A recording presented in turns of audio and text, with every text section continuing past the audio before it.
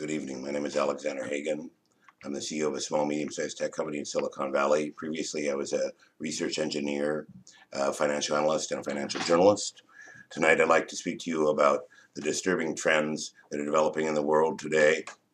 Those of us who follow the news closely are in danger of simply watching scandal and outrage until we become paralyzed into doing nothing else politically, complaining as we watch a tidal wave of injustice break over our worlds. What can we as individuals do to move the world in a better direction? I find two statements constantly used. Be the change that you seek. The idea that we must first become fully enlightened saints before any justice or redress of the injustice can be obtained. It is important that we find empathy in our hearts, patience and nonviolence, even as we scrutinize these outrages that are occurring daily against the people and the natural systems of the earth. As we become more and more frustrated and upset. I do believe that the powerful interests who have become stronger and stronger in recent times are still humans that can be reasoned with. Their points of view may be extremely frustrating to try to reshape, but I'm not yet at the point where I've given up at all. Just as the powerful have fragmented and harassed the movements that have sought to confront them, they too are vulnerable to division. The ruling class can be split through mass movements and persuasive argument. The statement, be the change that you seek, has the danger of delaying action until vast amounts of damage are done.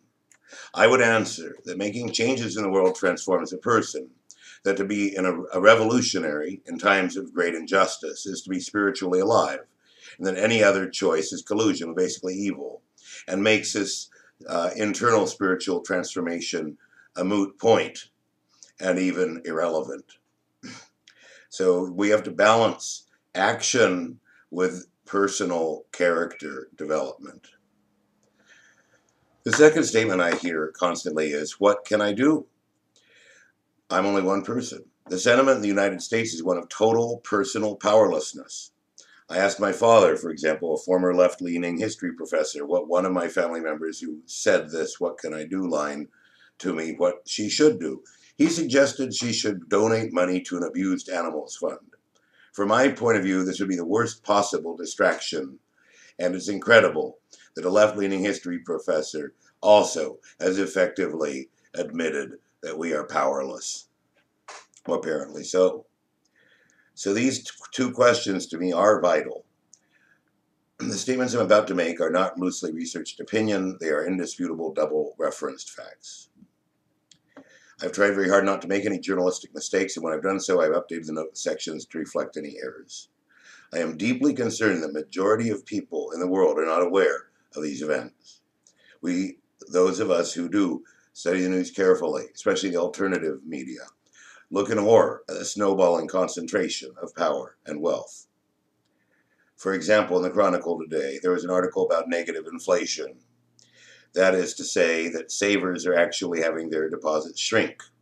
A one-year T-bill currently yields 0.12% interest, as they experience the miracle of compounding annual interest. It's also interesting to note that this is irrelevant for the bottom 40% of the people because they have $3,000 or less in cash. 40% of the older people have no money. 20% live entirely 50% on their investments. So it's not relevant for them either because they're in stocks. So it's quite an interesting situation where savings are obsoleted. And of course, this is where the U.S. Steals from its people every year by debasing the currency by printing $1 trillion in new money every year just for the federal debt alone.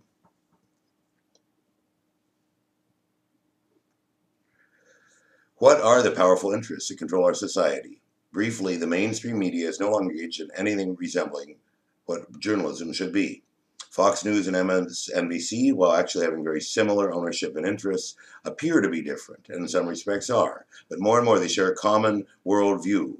One openly favors the wealthy, supporting massive government, but only in intelligence and defense and police, guardians of the wealthy class's power. The other, MSNBC, advocates a robust state, both in military and police powers, but also in using a government to advance social policy, government which is largely captive to major corporate interests. 6 large companies control the majority of the Western world's wealth. The 2 largest of which are State Street and BlackRock. State Street claims that they have $2 trillion in assets under management and $20 trillion in another category, which I will not distract from at this moment.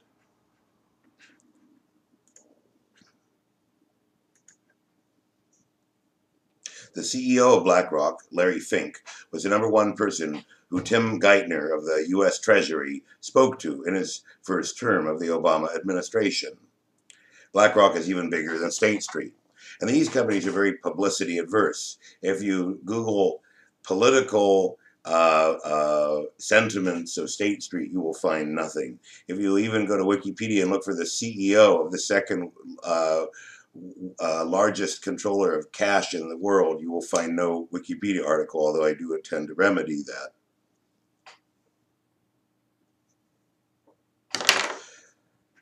These companies are seldom mentioned in the media, and they control the majority of the stock in nearly every Fortune 500 company. They're asset managers. They are holding this money in trust for clients, yet they get to decide what companies to buy and sell from in many cases. If they did a selling of their holdings, they could tank nearly any major company's stock. The regulation of both telecommunications and media has been dismantled, permitting massive and disturbing concentration. The combination of the military-industrial complex with certain religious conservatives, certain neo-conservative Manichaean types, evangelicals, quasi-fascist supporters of ultra-right policies in the Catholic Church, such as Opus Dei. These forces aligning with the media and financial sector heavily dominated by Jewish Americans, who I have no hostility towards, but have a deep need to preserve the state of Israel, which is currently embarked on a foolish policy of undermining any basis for a two-state solution, creates an interlocking set of interests of these neoconservatives, the military-industrial complex, of the media, turning the system into a media military-industrial complex. And the public humiliation of Chuck Hagel certainly evidenced this new media military-industrial complex, which may be more important than the White House itself, since they essentially control whose face gets on television. And one of the root problems that exacerbates this, the financial sector's interest in this media military-industrial complex, is invasion capitalism, destroying and then rebuilding countries, opening up foreign countries to U.S. business, which is an understandable goal of the State Department. It has become an extremely vile and sinister methodology used when accompanied by what was used to be called gunboat diplomacy, which I find calmly and openly called for in respectable newspapers, television stations, and magazines. The financial companies themselves have committed horrific crimes involving trillions of dollars. The government will not prosecute them, perhaps because the government is captive to their interests. HSBC and the LIBOR scandals would be a good place to start if you're interested in researching these matters. Matt Taibbi is a man to follow in these matters, just as Glenn Greenwald holds Obama's feet to the fire on civil liberties and censorship. Our private communications are collected at a rate of 1.5 billion communications a day. We pay as much for defense and surveillance as all other domestic programs combined at the federal level, not counting what are called entitlements, that is, Medicare and Social Security, while simultaneously having a world that is by and large peaceful in terms of the specter of a large-scale conventional conflict. We spend at least $100 million a year for each supposed 9/11 victim we might prevent, with a $2 trillion security state expenditure out of a $16 trillion economy. Money which, in effect, causes 4,000 deaths by not being spent in truly productive areas. We have hundreds of thousands and millions of preventable deaths. The best way to die is to go to a hospital. There are 150,000 deaths a year from murdering people in hospitals through the wrong medications being delivered, the wrong limbs being removed. Obesity, heart disease, all these things can't be funded. And poverty, the root condition of it, cannot be eradicated when we are siphoning off $2 trillion a year into a military-industrial complex. the worst possible place to invest in for jobs, yet every congressman runs off to his district to protect the military bases in a district. Why can he not advocate the money be used to create real wealth-producing jobs?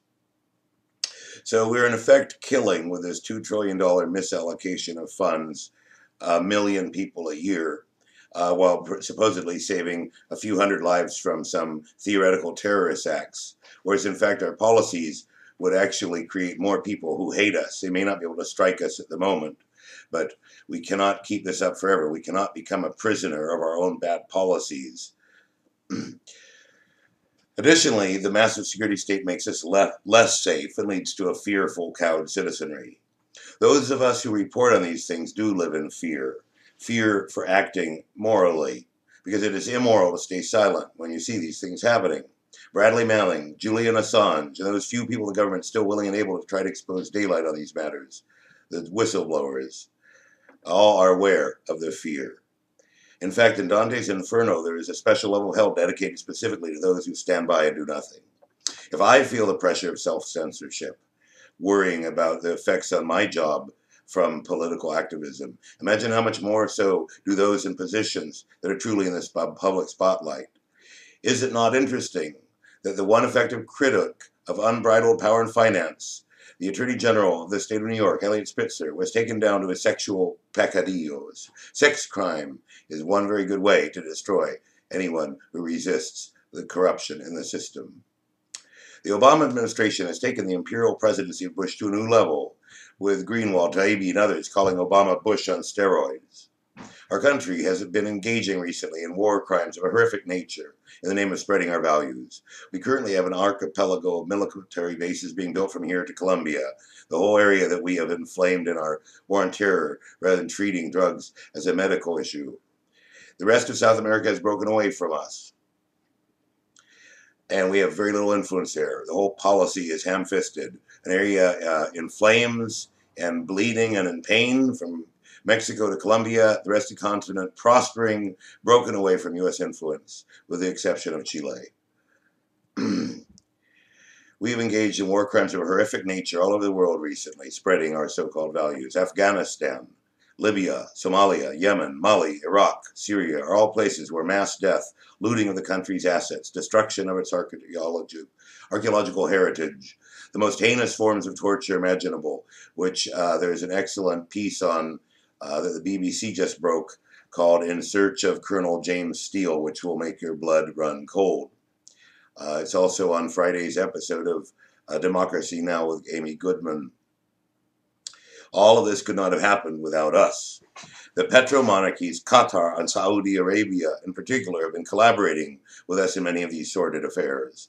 The Obama administration has complained of Qatari arming of Libyan religious extremists and Syrian religious extremists. But these cries rung hollow when one considers that the largest arms sales in the history of the world occurred under the Obama administration to Qatar and Saudi Arabia.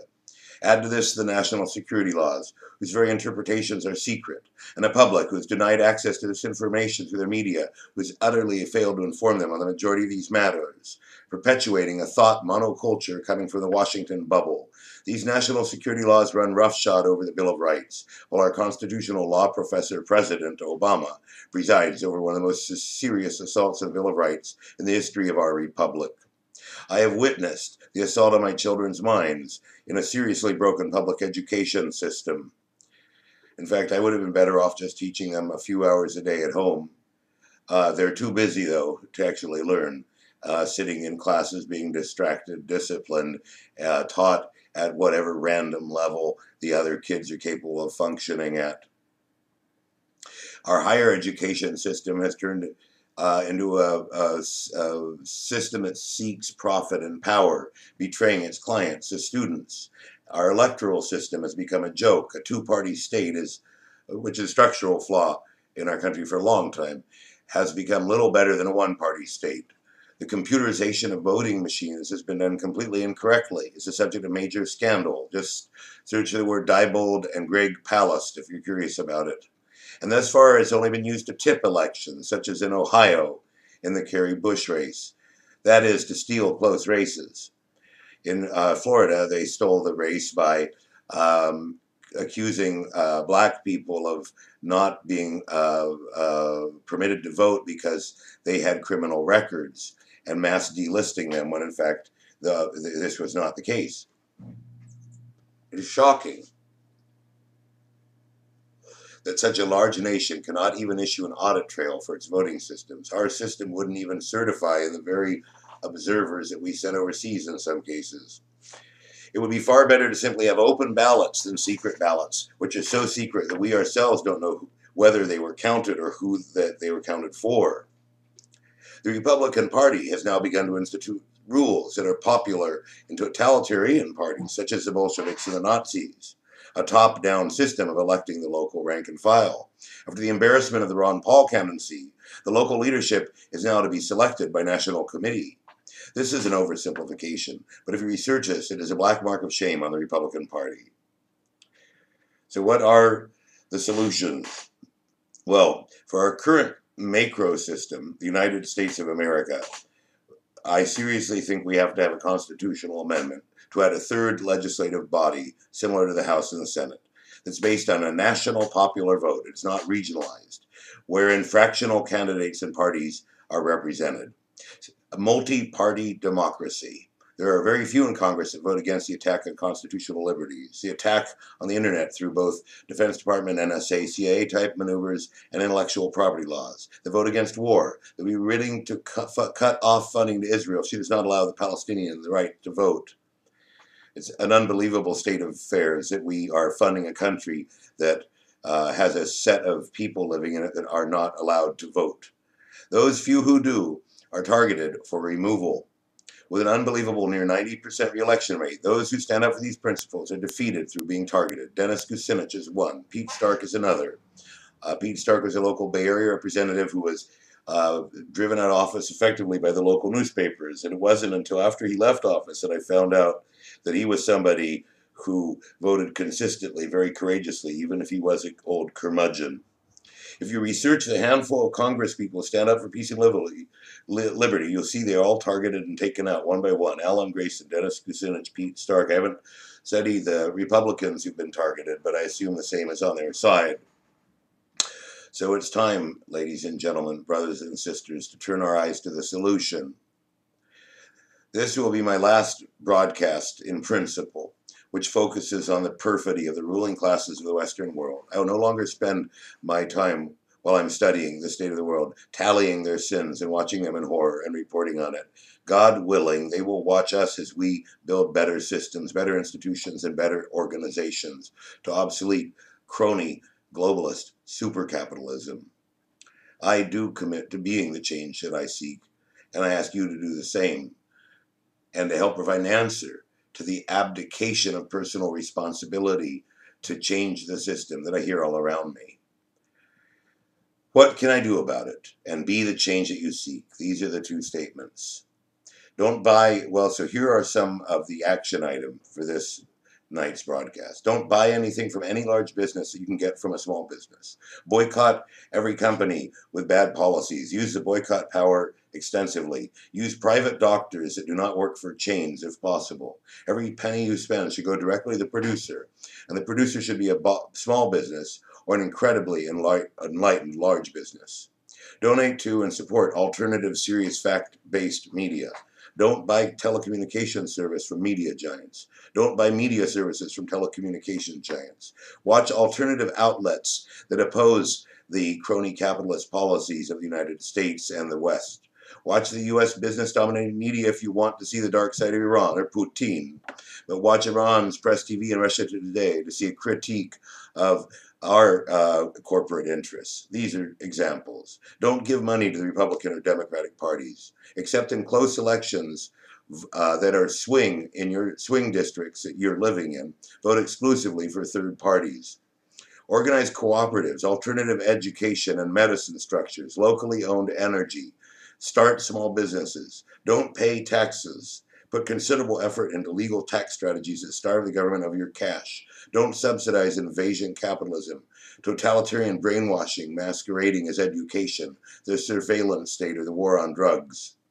Go into business and hire people. Do business with countries with good policies. At the moment, the first tier is Bolivia, Iceland, Ecuador, Uruguay, to name a few quickly. The second tier could be Algeria, Venezuela, Cuba, Iran, countries that fight the enrichment of an elite and are not beholden to the central bankers. Here then is a draft declaration of independence from the ruling class and crony globalized super capitalists. We shall build an economy that produces real value, not busy work. 3/4 of the job in this country today produce nothing. Imagine if we took all those people and had them actually producing things of real wealth, such as scientists, artists, manufacturers, craftsmen, builders, healers, farmers, not speculators, soldiers, bureaucrats, and spies. Therefore, the first point of the declaration should be, in my opinion, that we build an economy that has real wealth as its basis, not busy work and military Keynesianism.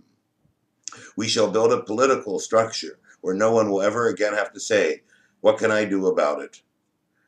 We shall build a political economy where every person is unalienated. An alienated person is somebody who feels powerless, either economically, because they have no guarantee they'll have their job from one day to the next, or politically, that they have no sense that their vote actually makes a real difference. And we shall declare that you shall not be taxed on necessities of any kind, not on your primary dwelling, and that each person should have equity in their food production system, their farming resources, the land, the water, the air, natural resources to supply their water and power needs, their housing, their medical care, their educational care, in a manner that cannot put them at the whim of any other person or organization. In developing these solutions and searching for them, we will improve and influence current systems as well, whether intentionally or unintentionally. I read a very good book that was written in the early 80s or late 70s by Kirkpatrick Sales called Human Scale, which I suggest that you obtain. I also suggest you look at the book Economics in One Lesson, which is part of the Austrian economist school. You may not agree with them, but they also agree with one important point, which is that when you break a window, you're not actually creating production. And this is the key, both on the left and the right, that we do not build an economy around fluid hydraulics. We build an economy around real wealth production. Otherwise, we shouldn't get up and do anything. We should enjoy ourselves. We shouldn't be busy just for the sake of busyness. It's a form of purgatory or hell. We need, in the utility industries, to obtain equity ownership in opt-in structures, not totalitarian government mandatory structures. It is my view that we need to essentially split the economy in 3 parts. Traditionally, we call these the primary, secondary, and tertiary components of the economy. The primary was mining and farming. The secondary would have been manufacturing, industry, and the tertiary would be services. In my view, the 3 structures of the economy we have to look at are the utility industries, those things we need to exist to, and imagine if you could have essentially something like an investment in a company that did healthcare, an investment in a company that did education and housing and the basic utilities, where your dividend was lifelong access to those services. That's essentially a capitalist way of viewing how to de-alienate everyone so that they can't be turned out of their houses or lose access to any of these things or be forced to accept mediocre education or toxic food. So the bottom is the utility industry, the necessity economy.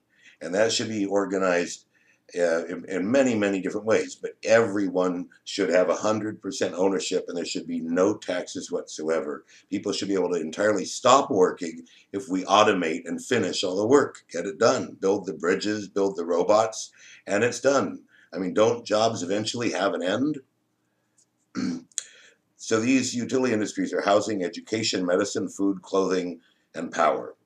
Then the second are quasi-necessity economies, things people need to be happy, transport, tools, and computers.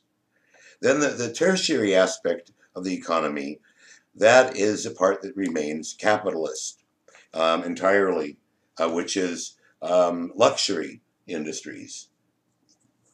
That's as far as I've thought these components of it out. My name is Alexander Hagen. Thank you for listening. Good night and good luck.